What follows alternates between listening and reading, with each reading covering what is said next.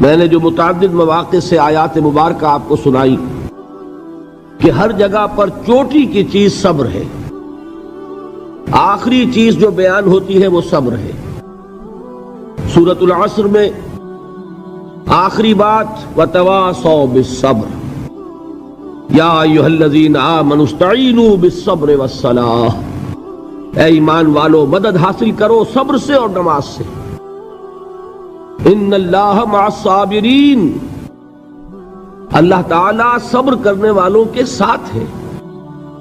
اور پھر آگے چل کر وبشر الصابرین الذین اذا اصابتهم مصیبۃ قالوا انا للہ وانا الیہ راجعون، اے نبی بشارت دیجئے، خوشخبری دیجئے ان صبر کرنے والوں کو کہ جن پر جب بھی کوئی تکلیف یا مصیبت نازل ہوتی ہے تو کہتے ہیں کہ ہم اللہ ہی کے ہیں اور اللہ ہی کی طرف ہمیں لوٹ جانا ہے۔ صبر کا مفہوم ہے اپنے آپ کو تھامنا، روکنا، برداشت کرنا، تحمل کرنا، اور جو بھی اپنا ایک طے شدہ مقصد ہے کسی بھی مخالفت سے بددل ہوئے بغیر، کسی بھی تکلیف یا مصیبت سے ہراساں ہوئے بغیر اس کی طرف پیش قدمی کیے چلے جانا۔ بڑی سخت سردی پڑ رہی ہے، فجر کا وقت ہے، گرم پانی کا اہتمام نہیں ہے، اب اس وقت فجر کی نماز کے لیے اٹھنا، ٹھنڈا پانی اگر ہے تو وضو تو کرنا ہوگا، اس ٹھنڈے پانی سے وضو کرنا، اس وقت لحاف سے نکلنا ہی بہت مشکل، ٹھنڈے پانی سے وضو کرنا اور مصیبت۔ یہ جب تک انسان میں صبر کا مادہ نہ ہوگا ممکن ہی نہیں۔ اس کو کہیں گے صبر علی الطاعہ، اطاعت پر صبر کرنا۔ ناگواری محسوس ہو رہی ہے لیکن اس ناگواری کو برداشت کرتے ہوئے انسان اللہ کے حکم کے اوپر جمع رہے، اللہ کے حکم پر عمل کرے۔ یہ کیا ہے؟ یہ صبر ہے۔ اگر یہ صبر نہیں ہے تو ظاہر بات ہے کہ انسان اللہ کے اس حکم پر عمل نہیں کر سکے گا۔ صبر کا مادہ نہیں ہوگا تو آپ کام نہیں کر سکیں گے۔ اور اسی کا ایک دوسرا رخ ہے، جب آپ دعوت حق کے لیے کھڑے ہوں گے پہلا قدم کیا آتا ہے؟ استہزاء، تمسخر، مذاق اڑانا، جس کی میں مثال اب دینا چاہتا ہوں محمد الرسول اللہ صلی اللہ علیہ وسلم کی شخصیت سے۔ دیکھیے ہم کیا اور ہماری بساط کیا، ہم کیا مبلغ ہوں گے، کیا داعی ہوں گے، ہمارے اپنے دامن پر داغ ہوتے ہیں، لیکن یہ کہ محمد الرسول اللہ کے دامن پر کوئی داغ تھا؟ ان کو تو سارے مکے والے الصادق الامین کہتے تھے، نہایت محبوب شخصیت تھے، ان کے لیے تو جا صادق جا الامین یہ الفاظ سننے میں آتے تھے، آنکھوں کا تارا۔ لیکن جب آپ نے دعوت اب شروع کی، اب قرآن مجید میں دیکھیے کسی نے کہا مجنون ہو گئے، دماغ خراب ہو گیا، پاگل ہو گئے، اجی شاعر ہیں، کچھ شعر جوڑ لیتے ہیں ہم پر دھوس جماتے ہیں۔ کسی نے کہا ساحر ہیں، کچھ جادو سیکھ لیا ہے، یہاں تک کہ ایسے بدبخت بھی پیدا ہوئے، قرآن میں ہے ساحر کذاب، سحر کرنے والا جادوگر نہایت جھوٹا۔ یہ الفاظ کہے جا رہے ہیں کس کی شان میں؟ محمد الرسول اللہ صلی اللہ علیہ وسلم۔ قرآن میں نقل کیا گیا یا ایھا الذی نزل علیہ الذکر انک لمجنون۔ کبھی آپ نے اس کا ترجمہ سوچا؟ ہے وہ شخص، دیکھیے تصور کیجئے حضور جا رہے ہیں، تشریف لے جا رہے ہیں، کسی دعوت میں ہے، تبلیغ میں، یا ویسے ہی تشریف لے جا رہے ہیں، اور کوئی ایک جمگھٹا ہے لوگوں کا، ادھر سے فقرہ آتا ہے، تیر کی طرح لگتا ہے دل میں جا کر محمد کے صلی اللہ علیہ وسلم۔ اے وہ شخص جس کا یہ خیال ہے کہ اس پر کوئی ذکر نازل ہو رہا ہے، ہمارے خیال میں تو تمہارا دماغ خراب ہو گیا ہے۔ یا ایھا الذی نزل علیہ الذکر انک لمجنون، کہا کہ نہیں کہا؟ اور یہ نہ سمجھیے کہ حضور صلی اللہ علیہ وسلم کے قلب مبارک کو تکلیف نہیں ہوتی تھی۔ میں قرآن سے ثابت کروں گا، میں کہیں کوئی کہانیاں بیان نہیں کرنا چاہتا۔ قرآن نے کہا ہے وَلَقَدْ نَعْلَمُ انک یضیق صدرک بما یقولون، اے نبی ہمیں خوب معلوم ہے صلی اللہ علیہ وسلم کہ جو کچھ یہ لوگ کہہ رہے ہیں اس سے آپ کا سینہ بھجتا ہے، یہ جو گھٹن ہوتی ہے، صدمہ ہوتا ہے۔ انک یضیق صدرک بما یقولون، ہمیں خوب معلوم ہے کہ جو کچھ یہ باتیں آپ کو سننی پڑ رہی ہیں، یہ کڑوی کسیلی باتیں، یہ جو فقرے چست ہو رہے ہیں، استہزاء ہو رہا ہے، تمسخر ہو رہا ہے۔ سورہ حجر میں ہے، ایک جگہ کھڑے ہوئے لوگ قرآن کا مذاق اڑا رہے ہیں، بھائی فلاں آیت تم لے جانا، فلاں آیت میری ہوگی، اس کے ٹکڑے کر رہے ہیں، اس کے ٹکڑے حصے بکھرے کر کے قیمہ بنا کر ان آیات کا تمسخر اڑا رہے ہیں۔ ایک جگہ قرآن مجیدی میں مذکور ہے کہ فرشتوں کا مذاق اڑ رہا ہے، بھائی یہ دیکھو محمد نے کہا ہے صلی اللہ علیہ وسلم کہ جہنم پر تو کل 19 فرشتے ہیں، علیہا 19 قرآن میں آیت نازل ہوئی۔ ایک پہلوان کہتا بھائی 10 کو تو میں سنبھال لوں گا، باقی 9 کا تم انتظار کر لو۔ یہ باتیں آ رہی ہیں حضور کے کانوں میں، کلام الہی کے ساتھ کیا سلوک ہو رہا ہے، مجھ پر کیا فقرے چست کیے جا رہے ہیں، مجھ پر جس طریقے سے استہزاء اور تمسخر کا رویہ اختیار کیا گیا ہے، دل بھج رہا ہے، دل میں صدمہ ہے۔ دیکھیے سورہ نون ہے، اور میرے نزدیک یہ دوسری وحی ہے جو حضور پر نازل ہوئی ہے، اس کی ابتدائی آیات، نون والقلم وما یسطرون ما انت بنعمت ربک بمجنون وان لک لاجرا غیر ممنون وانک لعلی خلق عظیم فستبصر ویبصرون بأیکم المفتون ان ربک هو یعلم بمن ضل عن سبیلہ وهو اعلم بالمہتدین۔ نون، قسم ہے قلم کی اور جو کچھ یہ لکھتے ہیں۔ اے نبی آپ اپنے رب کی نعمت سے مجنون نہیں ہیں۔ یہ کیوں کہا جا رہا ہے؟ حضور کو جو صدمہ پہنچا ہے وہی نازل ہوئی ہے دل جوئی کے لیے، تسلی کے لیے۔ آپ کیوں برا منا رہے ہیں؟ اے نبی آپ کیوں صدمہ اور رنج اور اندوہ محسوس کر رہے ہیں؟ ان بدبختوں کے کہنے سے کوئی آپ مجنون ہو جائیں گے؟ مانتا بے نعمت رب کا بھی مجنون وَإِنَّ لَكَ لَأَجْرًا غَيْرَ مَمْنُونَ، آپ کو جو یہ صبر کرنا پڑ رہا ہے، آپ کو جو یہ جھیلنا پڑ رہا ہے، اس کی وجہ سے آپ کو وہ اجر ملے گا جس کا سلسلہ کبھی منقطع نہیں ہوگا۔ وَإِنَّكَ لَعَلَىٰ خُلُقٍ عَظِيمٍ، اور اے نبی آپ تو خلق عظیم کے حامل ہیں۔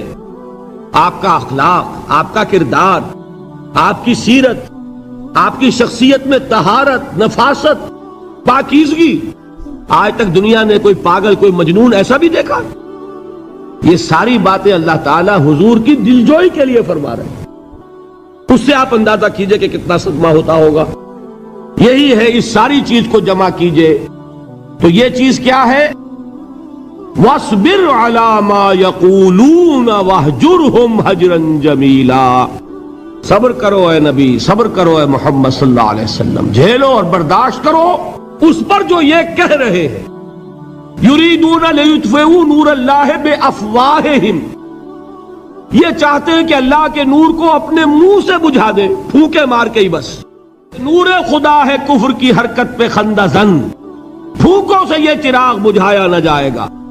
یریدون لیطفئوا نور اللہ بافواہہم واللہ متم نورہ ولو کرہ الکافرون، یہ چاہتے ہیں کہ اپنے منہ کی پھونکوں سے اللہ کے نور کو بجھا دیں، حالانکہ اللہ تعالیٰ تو اپنے نور کا اتمام فرما کر رہے گا، خواہ ان کافروں کو کتنا ہی ناگوار ہو۔ اس کی ترجمانی ہے نور خدا ہے کفر کی حرکت پہ خندہ زن، پھونکوں سے یہ چراغ بجھایا نہ جائے گا۔ یہی وجہ دیکھیے مکی صورتوں میں خود نبی اکرم صلی اللہ علیہ وسلم کو اتنے مختلف پیرایوں میں صبر کا حکم دیا گیا۔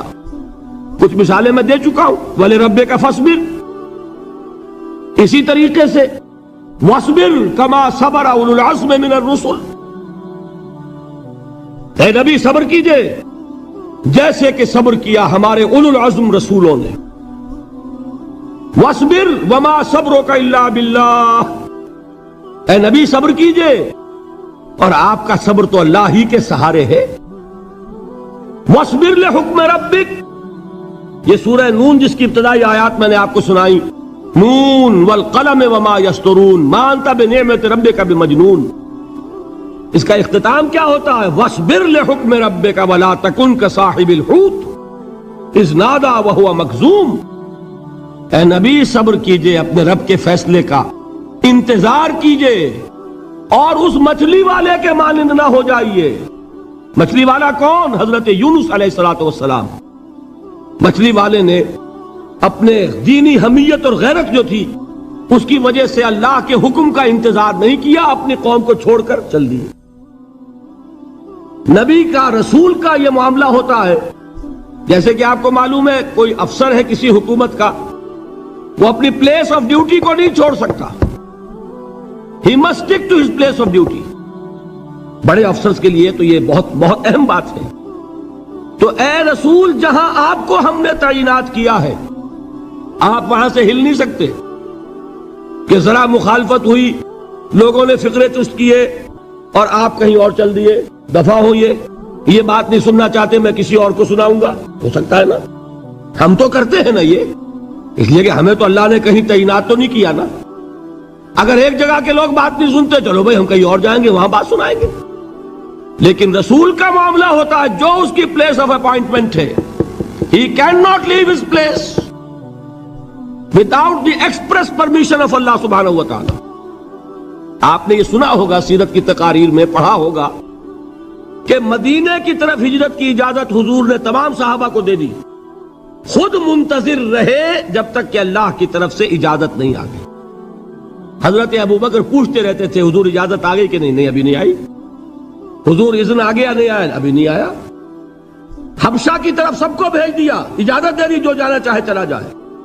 حضور کی صاحبزادی جو حضرت عثمان کے نکاح میں تھی وہ بھی ہجرت کر رہی ہے، لیکن حضور تو نہیں گئے۔ رسول نہیں چھوڑ سکتا اپنی جگہ کو، یہاں تک کہ تمام تقریباً صحابہ چلے گئے، حضور رہ گئے، حضرت ابوبکر رہ گئے، حضرت علی رہ گئے، اور حضرت ابوبکر پوچھ رہے ہیں بار بار اجازت آئی یا نہیں؟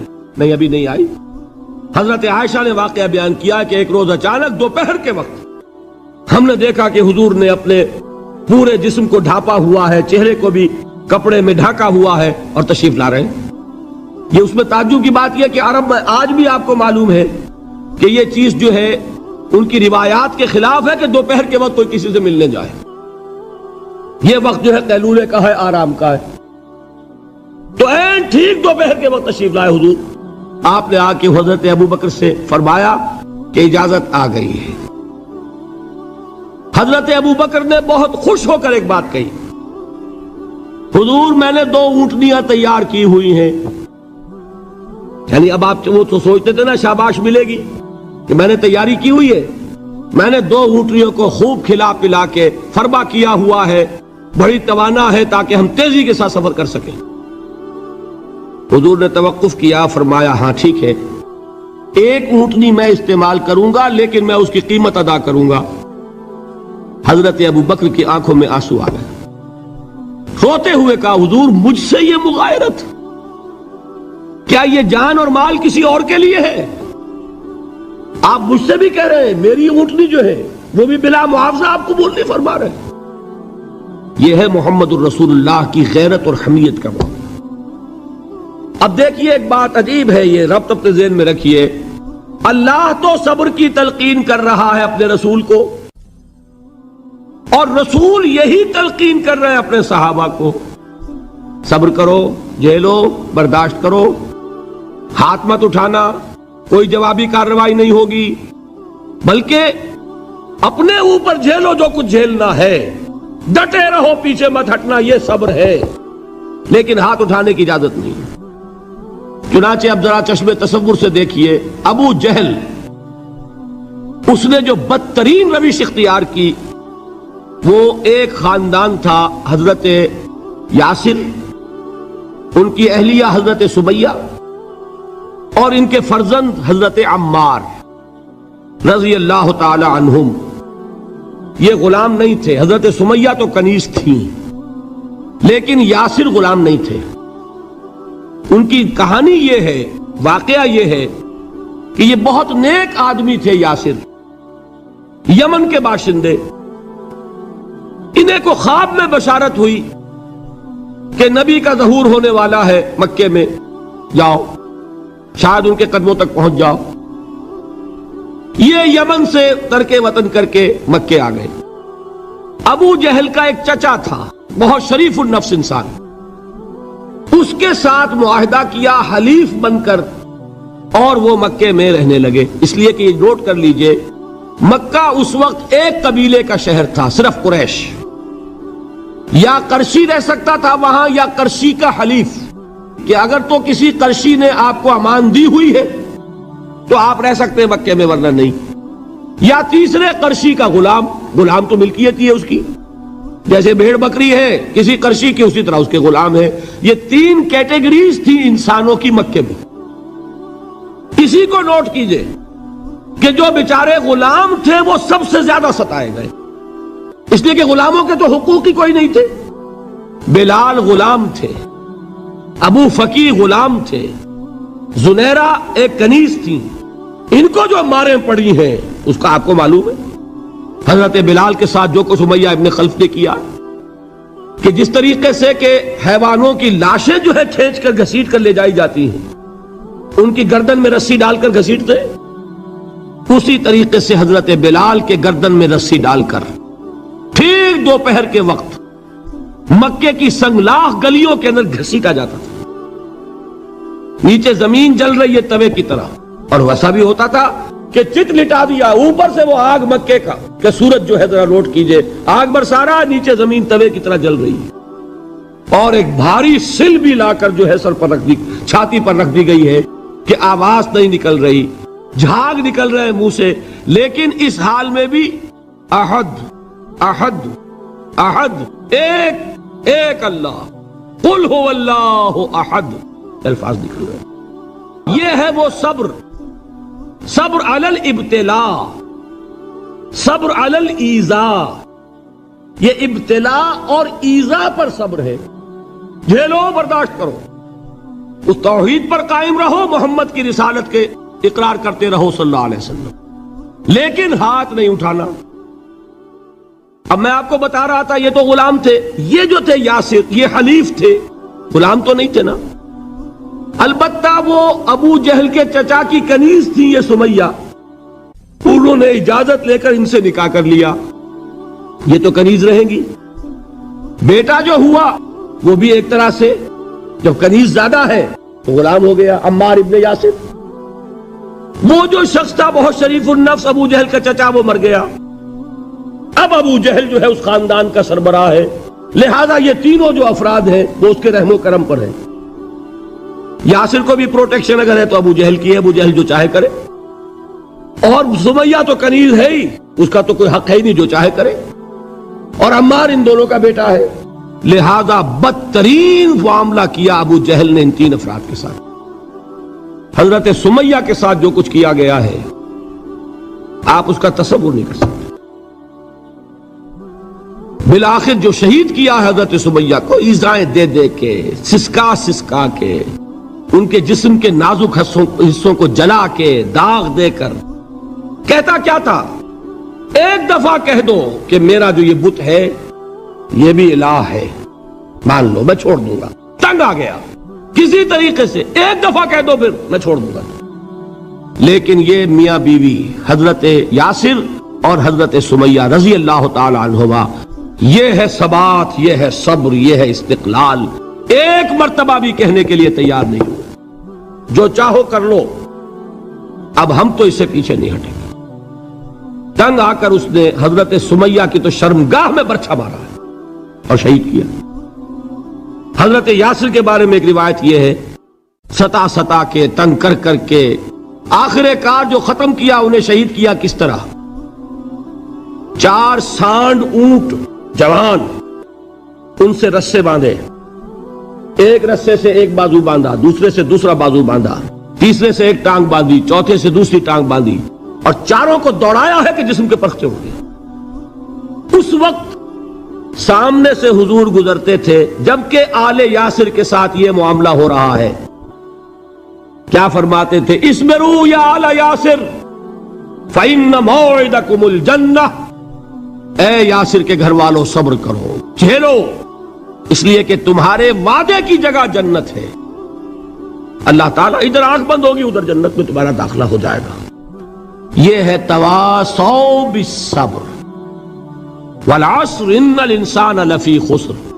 یہ تواصوا بالصبر پر کون عمل کر رہا ہے؟ محمد الرسول اللہ صلی اللہ علیہ وسلم۔ دے تو بھی محمد کی صداقت کی گواہی۔ یہ صداقت کی گواہی دیتے ہوئے انہوں نے اپنی جانیں دے دی۔ 4 سے لے کر 12 تک 8 برس اس کو کہتے ہیں پرسیکیوشن، فزیکل پرسیکیوشن، تشدد، مار پیٹ، جلانا، دہتے ہوئے انگاروں پر لٹانا، فاقے رکھنا، بھوکے رکھنا، ان کو ڈال دی گئی زنجیریں، گھروں میں بند کر دیا گیا نوجوانوں کو۔ حضرت عثمان کو چچا نے ان کے ایک چٹائی کے اندر لپیٹا اور دھونی دے دی، دم گھٹ رہا ہے، جان نکل رہی ہے۔ حضرت مصعب بن عمیر رضی اللہ تعالی عنہ، وہ نوجوان 200 درہم کا جوڑا ان کا سل کر آتا تھا شام سے تیار ہو کر، لباس معطر ہوتا تھا، جدھر سے نکل گیا پوری گلی جو ہے وہ معطر ہو گئی، انگلیاں اٹھ رہی ہیں، وہ جا رہا ہے مصعب، یہ خوشبو اس کی ہے۔ اس مصعب کے ساتھ کیا سلوک کیا؟ باپ تو مر چکا تھا، ماں نے پالا تھا، دولت بہت چھوڑ کر گیا تھا باپ، لہذا ماں نے بڑے ناز و نام میں پالا، بڑے لاڈ پیار میں، 200 درہم کا جوڑا تیار ہو رہا ہے۔ لیکن یہ کہ آپ کو معلوم ہے عرب کے اس معاشرے میں عورت کی کوئی حیثیت نہیں تھی، ماں کا اختیار نہیں تھا، چچا تھا اب سربراہ خاندان کا۔ چچا نے کہا مصعب اگر تم نے اپنے باپ کا دین چھوڑ دیا ہے تو باپ کی دولت پر بھی تمہارا کوئی حق نہیں ہے، نکل جاؤ گھر سے۔ اس نے یہ سوچا تھا کہ مصعب کے ہوش ٹھکانے آ جائیں گے، دن میں تارے نظر آ جائیں گے، ناز و نام میں پلا ہوا گھر سے نکل کے جائے گا کہاں، یہ سارا نشہ جو ہے توحید کا یہ حیران ہو جائے گا۔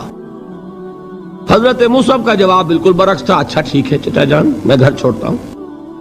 وہی بات جو کبھی کہی تھی ابراہیم نے، باپ نے کیا کہا تھا؟ واجرنی ملیہ، جاؤ چلے جاؤ، دفع ہو جاؤ میری نگاہوں سے۔ حضرت ابراہیم نے کیا جواب دیا تھا؟ سلام علیک ساستغفر لک ربی انہ کان بی حفیہ۔ اچھا ابا جان آپ کا حکم یہی ہے تو میں چلتا ہوں، آپ پر سلامتی ہو، میرا رب مجھ پر بڑا مہربان ہے، میں اس سے آپ کے لیے استغفار کروں گا۔ چل دیے۔ یہی جو ہے حضرت ابراہیمی کی نسل ہے نا قریش۔ آج ابراہیم کے ایک بیٹے کے ساتھ وہی معاملہ ہو رہا ہے، مصعب کے ساتھ، اور مصعب چلنے کے لیے تیار ہو گئے۔ چچا نے سوچا، میں سمجھتا تھا کہ ہوش ٹھکانے آ جائیں گے، یہ تو تیار ہو گیا نکلنے کے لیے۔ غصے میں آ کے اگلی بات کہی، یہ کپڑے جو پہنے ہوئے تم نے یہ بھی اسی مشرک باپ کی کمائی کے ہیں، اتارو ان کو۔ وہی کپڑے اتارے، مادر زاد برہنہ گھر سے نکالے گئے۔ ماں کے پاس پہنچے، ماں نے آنکھوں پر ہاتھ رکھے، مصعب کیا ہوا؟ ماں سے کہتے ہیں کہ ماں میں موحد ہو گیا، اور وہاں سے گئے پھر حضور کی خدمت میں، کپڑے کہیں سے مانگے ہوں گے۔ یہ مصعب ہیں 200 درہم کا جوڑا پہننے والے۔ جب حضور پر مدینے کے 12 افراد ایمان لائے تھے، بیعت عقبہ اولا ہوئی، انہوں نے کہا کہ حضور ہمیں کوئی شخص اپنا ایسا شاگرد دیجئے جو ہمیں قرآن پڑھا سکے۔ حضور نے حکم دیا مصعب جاؤ، اب مدینے جاؤ، یثرب جاؤ، یثرب والوں کو قرآن پڑھاؤ، انہیں تبلیغ کرو۔ مصعب گئے ہیں وہاں، 1 سال کی کمائی 75 افراد لا کر حضور کے جھولی میں اگلے سال ڈال دیے کہ حضور یہ میری 1 سال کی کمائی ہے، 72 مرد 3 عورتیں۔ بہرحال وہ مصعب بن عمیر ہے جو غزوہ احد میں شہید ہوئے، اور جب شہید ہوئے تو ان کے جسم پر صرف ایک چادر تھی۔ یہی چیزیں ہیں اصل میں کہ جو ہمارے دلوں کو منور کرنے والی ہیں نور ایمان سے۔ وہ علم بردار تھے غزوہ احد میں، جھنڈا مسلمانوں کا ان کے پاس تھا۔ ایک ہاتھ پر ایک شانے پر وار پڑا، ہاتھ کٹ گیا، دوسرے سے تھاما، دوسرے پہ کٹ گیا، اب دونوں حصوں کے بچے ہوئے ٹکڑوں سے جھنڈے کو تھاما، گرنے نہیں دیا، یہاں تک کہ شہید ہو گئے۔ گرے ہیں تو جھنڈا گرا ہے۔ شکل میں حضور سے بہت مشابہ تھے، خبر اڑ گئی کہ محمد شہید ہو گئے صلی اللہ علیہ وسلم۔ یہ مصعب بن عمیر کا واقعہ ہے۔ جب ان کو اب دفن کرنے کا وقت آیا، اور شہید کے لیے کفن جو ہے اس کا وہی لباس ہوتا ہے جو شہادت کے وقت ہو، حضور کے سامنے ایک پرابلم پیش کیا گیا۔ حضور مصعب کے جسم پر تو ایک چادر تھی، اور وہ چادر بھی اتنی چھوٹی ہے، یعنی 2 گز کی چادر بھی نہیں ہے، اس سے اگر سر ڈھانپتے ہیں مصحف کا تو پیر کھل جاتے ہیں، پیر ڈھانپتے ہیں تو سر کھلتا ہے، کیا کریں؟ حضور نے فرمایا سر ڈھانپ دو چادر سے اور پیروں پر گھاس ڈال دو۔ یہ آخری لباس ہے جو محمد کے اس دیوانے کو اس دنیا سے رخصت ہوتے ہوئے ملا ہے، جس کا 200 درہم کا جوڑا چلتا تھا۔ یہ ہے صبر۔ برداشت کیا کہ نہیں کیا؟ یہ خباب بن الارت پیشے کے لحاظ سے لوہار تھے۔ سوچئے ایک زندہ انسان کو دہتے ہوئے انگاروں پر لٹایا جا رہا ہے، ان انگاروں سے کھال جلی، کمر کی چربی پگھلی، اس پگھلنے والی چربی سے وہ انگارے ٹھنڈے پڑے۔ یہ سب کچھ جھیل رہا ایک شخص۔ سوچنے والوں نے سوچا نہیں ہوگا کیا جرم تھا ان کا، تو بڑا شریف آدمی ہے، بہت اچھا کاریگر ہے، وقت پر کام دیتا ہے، مناسب اجرت لیتا ہے، یہ کیا ہوا؟ یہ کوئی جرم نہیں، جرم صرف ایک ہے، ایک اللہ کو مانتا ہے اور محمد کے دامن سے وابستہ ہے صلی اللہ علیہ وسلم۔ فاستعینوا بالصبر والصلاۃ، مدد حاصل کرو کس سے؟ صبر سے اور نماز سے۔ ان اللہ مع الصابرین، جان لو کہ اللہ تعالیٰ صبر کرنے والوں کے ساتھ ہے۔ ولا تقولوا لمن يقتل في سبيل الله اموات، اور ہرگز نہ کہو اسے جو اللہ کی راہ میں قتل ہو جائے کہ وہ مردہ ہے۔ بل احیاء ولکن لا تشعرون، نہیں، وہ زندہ ہے لیکن تمہیں ان کا شعور نہیں ہے۔ اور سنیے اب یہ آیت اہم ترین ہے صبر کے موضوع پر۔ وَلَنَبْلُوَنَّكُمْ بِشَيْءٍ مِّنَ الْخَوْفِ وَالْجُوعِ وَنَقْصٍ مِّنَ الْأَمْوَالِ وَالْأَنفُسِ وَالثَّمَرَاتِ وَبَشِّرِ الصَّابِرِينَ، اور دیکھو ہم تمہیں آزمائیں گے۔ وَلَنَبْلُوَنَّكُمْ، ہم لازماً آزمائیں گے تمہیں، بِشَيْءٍ مِّنَ الْخَوْفِ، خوف کی کیفیت طاری کر کے، والجوع، بھوک، فقر اور فاقہ، ونقص من الاموال، مالی نقصان، والانفس، جانی نقصان، والثمرات، اور ثمرات، پھلوں اور میووں کا نقصان۔ میرے نزدیک یہاں پر ثمرات کا مفہوم ایک اور بھی ہے۔ ایک تو صاف تھا کھجور کی فصل تیار ہے، غزوہ تبوک جانے کا حکم مل گیا، کون اتارے گا؟ اور کھجور وقت پر اتری نہیں، برباد ہو جائے گی۔ یہ ہو رہا ہے نا میووں کا نقصان۔ اور میرے نزدیک یہاں یہ بھی ہے، بسا اوقات بہت سی محنتوں کا نتیجہ انسان دیکھتا ہے کہ ضائع چلا گیا، میں نے 10 سال محنت کی، حاصل کوئی نہیں نکلا۔ یہ ثمرات کیا ہے؟ محنتوں کے ثمرات کا ضیاع۔ کوشش آپ نے کی، قسمت کی خوبی دیکھیے، ٹوٹی کہاں کمن، 2-4 ہاتھ جب کے لبے بام رہ گئے۔ Be prepared. ایک شاعر کے یہ اشعار ہیں، یہ فصل امیدوں کی ہمدم اس بار بھی غارت جائے گی، سب محنت صبحوں شاموں کی اب کے بھی اکارت جائے گی۔ میرے نزدیک یہ ثمرات کا جو لفظ یہاں آیا ہے، وَنَقْصٍ مِّنَ الْأَمْوَالِ وَالْأَنفُسِ وَالثَّمَرَاتِ، سب محنت صبحوں شاموں کی اب کے بھی اکارت جائے گی۔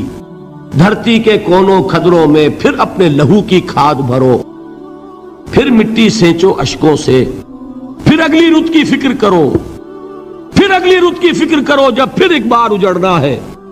ایک فصل پکی تو بھر پایا، تب تک تو یہی کچھ کرنا ہے۔ ایک مقصد ہے سامنے، انقلاب برپا کرنا ہے۔ ایک کوشش ناکام ہو جائے کوئی پرواہ نہیں، نیکسٹ، پھر تیار رہو ناکامی کے لیے۔ ایسا نہ ہو جو انگریزی میں کہتے ہیں hope for the best but be prepared for the worst. ایسا نہ ہو کہ دوسری مرتبہ ناکام ہو کے بددل ہو جاؤ، تمہاری ہمتیں جواب دے جائیں، نہیں، پہلے سے تیار رہو کہ دوسری مرتبہ بھی ناکامی آئے تو آئے، لیکن جب تک کہ کامیابی حاصل نہیں ہوتی ہمیں یہ کام کیے چلے جانا ہے۔ دیکھیے سیرت میں آیا کہ نہیں یہ واقعہ؟ بدر میں مسلمانوں کو فتح ہوئی تو احد میں زک پہنچی کہ نہیں؟ 70 صحابہ شہید ہوئے کہ نہیں؟ اگر ان کی ہمتیں جواب دے جاتی تو گاڑی کیسے چلتی آگے؟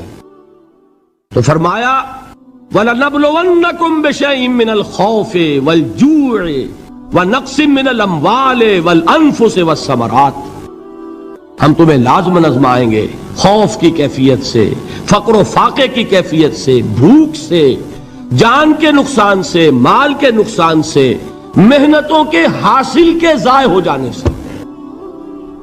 وَبَشِّرِ الصَّابِرِينَ، اور اے نبی بشارت دیجئے صبر کرنے والوں کو۔ الَّذِينَ إِذَا أَصَابَتْهُمْ مُصِيبَةٌ، وہ کہ جب ان پر کوئی تکلیف آئے، کوئی مصیبت آئے، کوئی آزمائش آئے، قَالُوا إِنَّا لِلَّهِ وَإِنَّا إِلَيْهِ رَاجِعُونَ، وہ یہ کہیں کہ ہم اللہ ہی کے ہیں، اللہ ہی کی طرف لوٹ جانا ہے۔ یہ وہی انداز ہے جو میں نے فارسی کا شعر سنایا تھا آپ کو کہ سرے تسلیم خم ہے جو مزاج یار میں آئے۔ وہ ہمارا مولا ہے، ہمارا آقا ہے، اگر اسے یہی منظور ہے تو ہمیں بھی یہی منظور ہے۔ میں نے تسلیم و رضا کی بات کی تھی نا، آپ کو کچھ شعر سنائے تھے، ایک شعر اور سنیے، اور یہ کس کا ہے؟ محمد علی جوہر کا۔ ایک مرتبہ جیل گئے، ان کی ایک بیٹی جوان بیمار ہوئی، فوت ہو گئی، باہر چھوڑا انگریز نے، جاؤ بھائی دفن کر دو بیٹی کو۔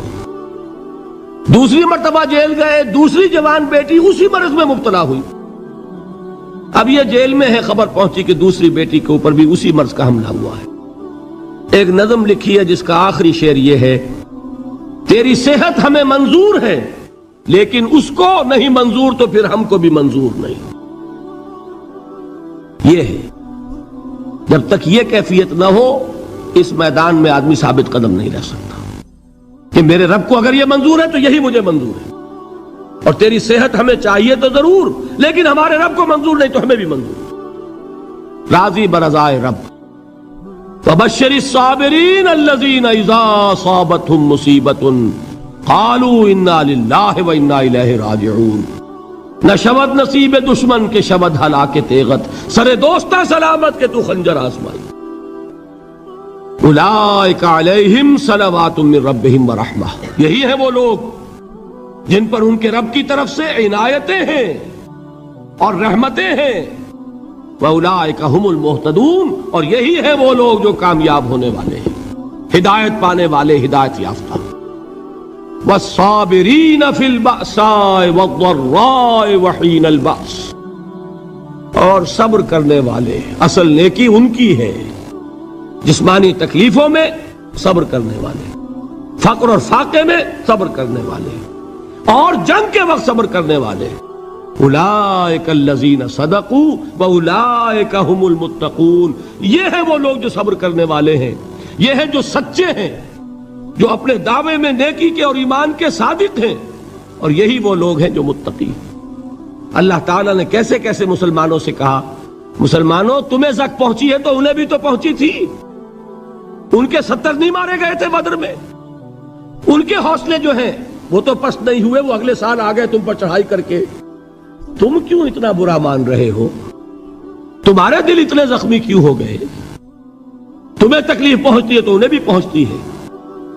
اپنی غیرت جو ہے ہمیں ذرا اس کا جائزہ لینا چاہیے۔ لوگ باطل نظریات کے لیے کتنی قربانیاں دے رہے ہیں، لوگ باطل چیزوں کے فروغ کے لیے کتنی محنتیں کر رہے ہیں۔ جیسا کہ میں نے ابھی کہا تھا، اسی غیرت کو چیلنج کرنے کے لیے، ذرا آپ کی حمیت دینی کو جوش دلانے کے لیے، قادیانی نوجوان کتنی تعداد میں اپنے آپ کو دین کے لیے وقف کرتا ہے، اور آپ کتنے نوجوان ہیں جو اپنے آپ کو دین کے لیے وقف کر دیں، اور ہوں وہ کھاتے پیتے گھرانوں کے لوگ۔ یہ نہیں ہے کہ اگر کوئی اور کام نہیں کر سکتا تو پھر یہ ہے کہ وہ دین کے کام میں لگ جائے۔ باصلاحیت لوگ، کھاتے پیتے لوگ، ذہنی استعداد رکھنے والے لوگ، اونچے گھرانوں کے لوگ، وہ وقف کریں اپنے آپ کو دین کے لیے۔ اس کے بغیر کیسے باہر آ جائے گی، کیسے رونق آ جائے گی؟ تو دنیا میں باطل نظریات والے جو ہیں، یہ بات کہی گئی ہے، مسلمانوں تم اگر توحید کے لیے لڑ رہے ہو، دیکھتے نہیں ابو جہل کو، اس نے گردن کٹوائی ہے شرک کے لیے، شرک کے لیے گردن کٹوائے، اور تم توحید کے لیے گردن کٹوانے کو تیار نہ ہو۔ اس نے گردن کٹوائی کہ نہیں کٹوائی؟ اور کس طرح کٹوائی ہے؟ کیونکہ بڑا متکبر قسم کا، فرعون قسم کا شخص تھا، جب گردن کاٹنے لگے تو کہتا ہے ذرا نیچے سے کاٹنا، تاکہ جب تم نیزے کے اوپر چڑھاؤ میرے سر کو تو اونچا نظر آئے، معلوم ہو سردار کا سر ہے۔ وہ بدبخت مرتے ہوئے بھی جو اس کی کیفیت تھی نا، اس کو ذہن میں رکھیے۔ تو یہ اس لوگوں نے قربانیاں دی، جانیں دی، تو فرمایا اگر تم ان سے زیادہ قربانی نہیں دو گے، جو نوٹ کر لیجئے اس کو، مجرد اگر حق کو غالب کرنا اللہ کے ذمے ہو تو آنے واحد میں غالب کر دے گا، تمہیں تکلیف ہی دینے کی ضرورت نہیں۔ سمجھ رہے؟ کیا اللہ کے مقابلے میں کوئی باطل کی طاقت ٹھہر سکتی ہے؟ یہ تمہارے ایمان کا امتحان ہے، یہ تمہارے خلوص کی آزمائش ہے، یہ تمہارے امتحان کا ثبوت درکار ہے کہ اللہ تعالیٰ دیکھنا چاہتا ہے تم اس کے لیے اپنی جانیں قربان کرنے کو تیار ہو کہ نہیں، تم اس کے لیے تن من دھن لگانے کو تیار ہو کہ نہیں۔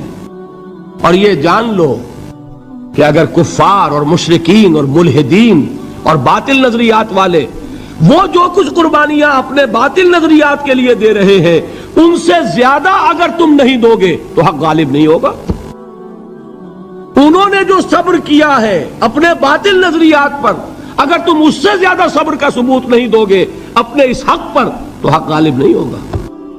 اس لیے فرمایا یا ایھا الذین آمنوا اصبروا وصابروا، نہ صرف یہ کہ صبر کرو بلکہ صبر میں اپنے دشمنوں سے آگے نکلو، ان کے صبر سے بڑھ کر صبر کرو۔ ورابطوا، مرابطہ کہتے ہیں چوکس رہنا، ہوشیار، پہرا دو، ایسا نہ ہو کہ دشمن جو ہے غفلت میں تمہارے اوپر کوئی حملہ جو ہے کر بیٹھے۔ واتقوا اللہ، اور اللہ کا تقوی اختیار کرو، لعلکم تفلحون، تاکہ تم فلاح پاؤ۔ یہ ہے حضرات تواصوا بالصبر۔ میں نے عرض کیا تھا ہر جگہ پر آپ کو چوٹی کی بات صبر ملے گا۔ آیت الکرسی، آیت البر جو میں نے آپ کو سنائی آخر میں، والصابرین فی الباساء والضراء وحین الباس، حامیم السجدہ، وما یلقاها الا الذین صبروا وما یلقاها الا ذو حظ عظیم۔